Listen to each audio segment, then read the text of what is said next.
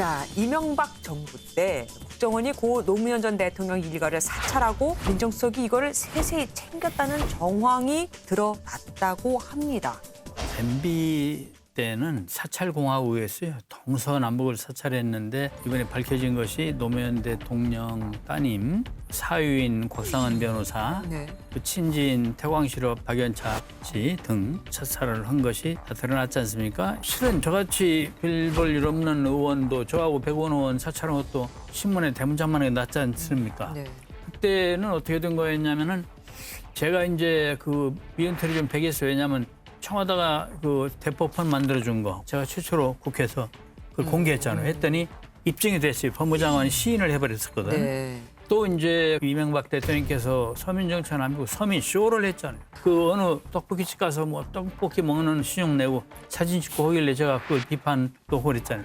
이래서 미연털이 배겨가지고 민간 사찰 재수할 때 그때 사찰한 게 밝혀졌어요. 그럼 다른 분들 혹시 뭐 제가 사찰 이제 당해본 뭐 경험 있으세요? 따끈따끈한 소식인데 오늘 보고를 받았어요. 오, 예. 제가 이제 정보위 야당 간사라서 네. 전체적인 걸 받았는데 이정현 선배님도 사찰을 받으셨습니다. 이렇게 선량한 분을 순진해. 너무 순진해요. 이렇게 선량한 분을 왜 이제 사찰을? 사실 이게 뭐 새로운 뉴스는 아니고 이제 민주당 측에서 저한테 제안하는 거는 이 리스트를 다 공개해야 되는 거 아니냐, 사찰을 받은 사람들. 예, 예. 그 민주당이 주장하고 있죠. 근데 이런 문제가 있어요. 그러니까 이 자기 이름이 공개되는 것을 문제 삼지 않는 사람도 있는데 어떤 사람은 아니 난 그것도 원치 않는다. 왜냐하면은 내가 그 대상이 된 그렇죠. 것 사람에 자체가. 따라서 이 사람이 사찰을 받았다 그러면 또 주변에서는 저 사람은 문제가 있거나 좀 위험하거나 그러니까 2차 피해가 그렇죠. 있을 원치 수 않는 있다는 피해를 받을 수 있기 때문에 그래서 그건 모든 사람 그러니까 내용은 공개하면 당연히 안 됩니다. 왜냐하면 예, 예. 내용은 실제 도청한 것도 들어있고 거죠. 그래서 이제 2차, 3차 피해 가족들 어떻게 나올지 모릅니다. 또 사생활도 들어있고 때문에 이거 내용은 당연히 공개하면 안 되고 문제는 이름까지도 이것은 조금 고려해 볼 필요가 있다. 그런데 중요한 것은 폐기시키는 겁니다. 왜냐하면 이게 이 정보 종사하는 사람들은 그 관성적으로 자기가 수집한 정보를 없애지 않고 싶어하는 욕망이 있어요. 왜냐하면 세월이 달라지면 언제 또 써먹고 싶은 거죠. 그래서 제가 참여정부 때 말이에요. 네. 참여정부 국정원장이 우리 개혁적인 분 아니었습니까? 그때 그런 뒷조사한 기록들 그것을 폐기해야 된다라고 얘기를 했었는데 밑에 실무진들이 안 해버리더라고.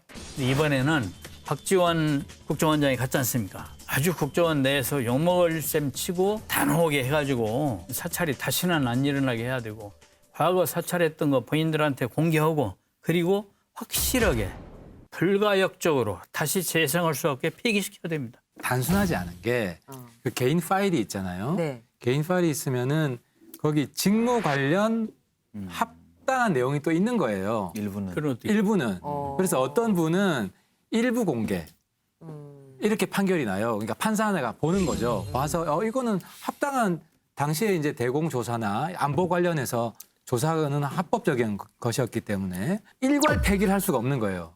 그러면은 국가가 가지고 있는 정당한 합법적인 기밀까지도 통으로 없어지는 국가기밀 파손죄가 되는 거죠, 그러면 일종의. 그걸 골라서 그래서 없애려면 누군가 다 봐야 된다는 그러니까 얘기잖아요. 또 한 가지는 뭐냐면 이 파일을 또 그대로 줄 수 없는 게 만난 사람이 있을 거잖아요. 상대방. 그럼 상대방의 한 이야기도 있을 거잖아요. 아, 그 사람까지도 다 그렇죠. 노출이 공개가 되는 되는 가인의 거예요. 정보도 노출이 되기 때문에 2차, 3차 피해가 없도록 이걸 섬세하게 어떻게 잘할 거냐. 아니면 또 국가 상대로 소송이 벌어질 거예요. 그런 예, 예. 그럼 그래서 여러 가지 대화한 예. 상대방 등 예.